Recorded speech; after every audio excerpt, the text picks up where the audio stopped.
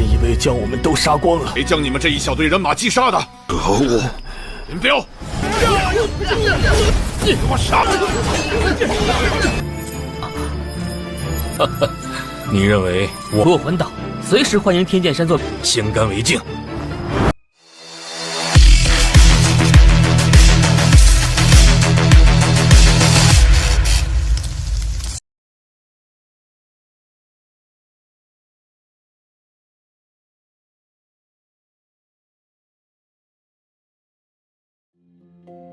Halo semuanya, selamat datang di Ruang Sinema. Bagaimana kabar kalian semua? Semoga selalu sehat dan baik-baik saja. Sesuai jadwal, jadi pada hari ini kita akan kembali melanjutkan series Donghua Supreme God Emperor episode terbaru, yang mana ini adalah episode 433. Bagi yang mau bergabung dengan series ini, kita sudah sediakan playlistnya.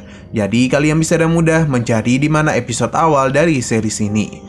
Sebelum kita mulai episode terbarunya, kita akan melihat dulu apa saja yang telah terjadi pada episode sebelumnya. Tepatnya pada episode 432.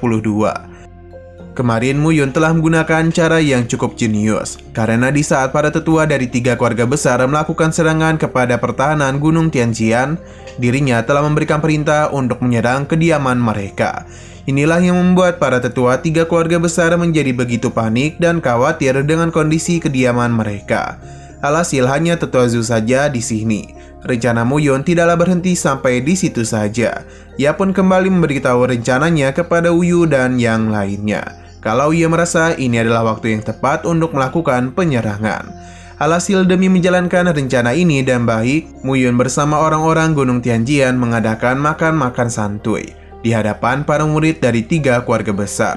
Ini tentu saja membuat mereka iri dan perhatian dari para murid itu pun telah teralihkan. Inilah yang membuat Uyu dan Zizian memulai rencana buatan Muyun. Sekarang kita akan melanjutkan episode terbarunya.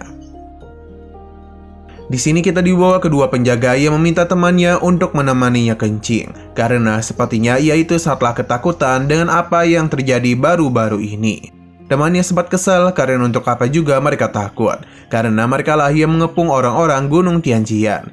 Jadi saat ini mereka tidaklah bisa pergi kemana-mana. Alhasil pria itu pun pergi sendirian, yang sayang sekali ia belum sempat kencing karena sudah keburu dihabisi. Keributan ini tentu saja disadari oleh kelompok pasukan keluarga Zhu. Ternyata yang melakukan serangan tadi adalah Zizian.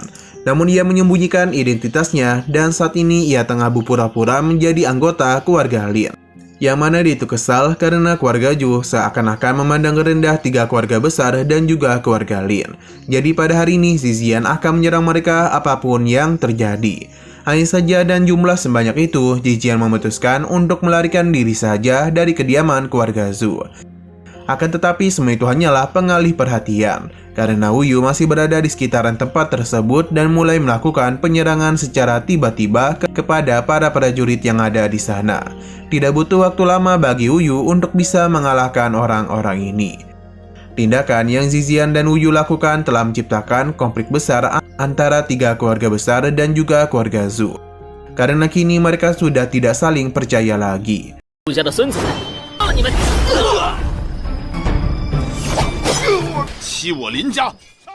Tetua bernama Zhu Yang meminta Lin Biao untuk tidak mengelak, karena sudah jelas ada seseorang dari 3 keluarga besar yang melakukan penyerangan kepada keluarga Zhu-nya.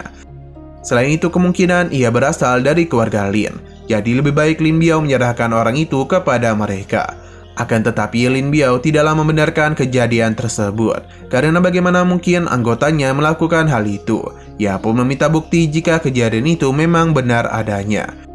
Bisa saja itu adalah perbuatan dari orang-orang puncak Tianzi, yang tidaklah menyukai Zhu Yang yang membuat beberapa anggota keluarga Zhu dihabisi. Bukannya tenang, Zhu Yang malah semakin marah dengan perkataan Lin Biao. Ketegangan pun terus terjadi di antara mereka. Terlebih lagi bagi Lin Biao, keluarga Zhu begitu sombong, dan jika pun memang benar ada dari mereka yang melakukan penyerangan kepada keluarga Zhu, seharusnya Zhou yang sadar kalau semua itu adalah ulah dari mereka sendiri yang begitu angkuh terhadap 3 keluarga besar. Zhu yang mencoba menahan amarahnya dan akan menunjukkan sesuatu kepada mereka, kalau tuduhannya kepada keluarga Lin bukanlah tanpa alasan. Pria bernama Zhu Yuanling membenarkan kalau yang melakukan penyerangan kepada kelompoknya adalah salah satu dari 3 keluarga besar. Pria itu mengira dirinya telah menghabisi mereka semua. Namun Zhu Yuanliang masihlah selamat. Jadi dia mengetahui siapa dalang dari penyerangan itu. Ketika pria tersebut pergi dari hadapannya, ia mengatakan kalau keluarga Zhu telah menganiaya para gadis dari keluarga Lin. Jadi bisa dikatakan kalau yang menyerang adalah keluarga Lin. Zhou Yang semakin marah saja dan tanpa pikir panjang ia langsung menyerang Lin Biao. Pertarungan pun tidak hanya terjadi di antara mereka berdua saja, namun melibatkan para murid dari keluarga Zhu dan 3 keluarga besar. 那人以为将我们都杀光了，谁将你们这一小队人马击杀的？可恶！林彪，给我杀！ Ketika pertarungan itu terus berlangsung, kita dibawa ke dalam penyerangan yang sesungguhnya, yakni Wu dan Zhu Ziyan. Tindakan yang Wu dan Zhu Ziyan lakukan telah membuat 3 keluarga besar dan keluarga Zhu saling berselisih satu sama lain. Sebenarnya 4 keluarga besar memang sudah seringkali berselisih. Jadi jika menambahkan sedikit api saja dalam ketegangan mereka akan memicu api besar dan kembali menciptakan perselisihan di antara mereka. Dan apa yang terjadi itu pasti 3 keluarga besar dan keluarga Zhu menerima kerugian yang cukup banyak. Selain itu mereka sepertinya tidak akan menuduh mereka karena sedang bersembunyi di dalam formasi ciptaan Mu Yun. Bagi Mu Yun ini adalah pertunjukan yang sangat layak untuk ditonton. Mereka pun kembali minum-minum bersama. Mu Yun menanyakan apakah Zitian ingin melakukan sesuatu yang besar. Mu Yun pun memperlihatkan senjata guntur kekacauan kepada mereka, yang tentu membuat Zitian terkejut karena bagaimana bisa harta itu berada di tangan Mu Yun. Sepertinya dia itu memang adalah pencuri yang sangat pandai. Mu Yun hanya tertawa saja karena dia itu memungut senjata ini. Ia merasa kalau saat ini 4 keluarga besar mungkin tengah berkumpul di puncak Sanzang. Mu Yun berencana untuk memberikan mereka peringatan dengan 1 juta batu spiritual kualitas tinggi. Senjata guntur kekacauan sudah cukup untuk memusnahkan mereka. Tapi Zitian beranggapan itu masihlah kurang. Ia akan melipat gandakan semua itu dan akan membayarnya sebanyak 10 kali lipat. Ia tidaklah peduli dan seberapa banyak batu spiritual yang akan dirinya gunakan. 现在，不，他偿还1000万灵晶。 Hanya saja Zitian penasaran apakah Mu Yun bisa menggunakan senjata tersebut. Tentu bagi Mu Yun senjata ini tidaklah sulit untuk dipelajari. Mungkin dia hanya perlu beberapa waktu saja untuk menguasainya.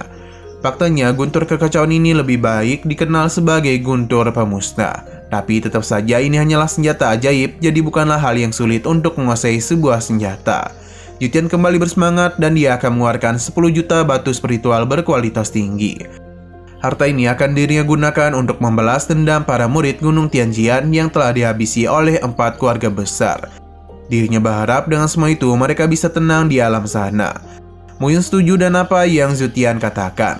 Hanya saja ia mengingatkan kalau seluruh pertahanan di Gunung Tianjian telah hancur dan hanya misalkan pertahanan puncak saja.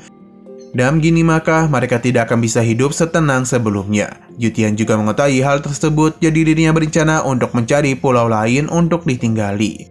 Ia menanyakan kepada Mu Yun jika ada pulau yang cocok untuk mereka tinggali.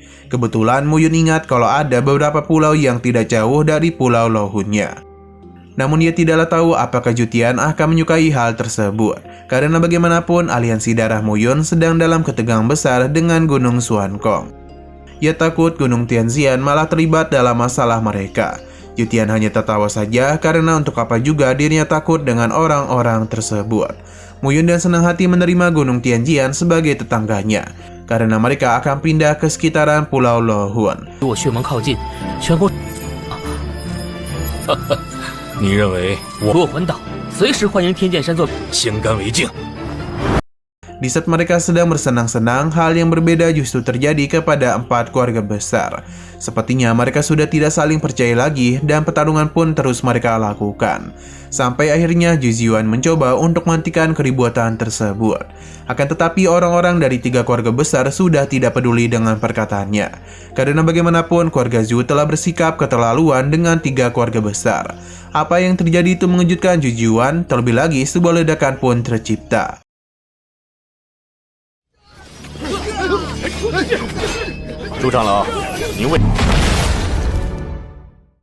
Nah, sayang sekali lagi seru-serunya episode pada hari ini pun harus bersambung dulu. Namun sebelum kita akhiri, seperti biasa kita akan melihat preview bagian selanjutnya. Kekacauan yang terjadi ini membuat leluhur dari keluarga Zhu akan segera bertindak. Hal ini tentu saja membuat tetua di sebelahnya terkejut, karena bagaimanapun leluhurnya sudah cukup lama tidak keluar. Ia akan memaksa dalam otak penyerangan ini untuk keluar, yang tentu tidak bukan adalah Muyun. Ia tahu kalau perkembangan yang Muyun alami sangatlah cepat, dan inilah yang membuat beberapa kekuatan ketakutan. Tapi beberapa leluhur pasti tidak akan membiarkan Muyun seenak dirinya sendiri. 可是天主已经是数千年，他不出，有谁让他们感到恐惧？ Oke, sekian dulu pada video kali ini. Untuk video selanjutnya akan segera hadir. Jadi bagi kalian yang ingin mengikuti series ini, langsung saja klik subscribe dan aktifkan loncengnya. Terima kasih yang sudah menonton video sampai habis. Jika kalian suka pada video ini, klik like dan share ke teman-teman kalian tentang channel ini. Dan ditunggu aja kelanjutannya. Oke, sampai jumpa di video selanjutnya.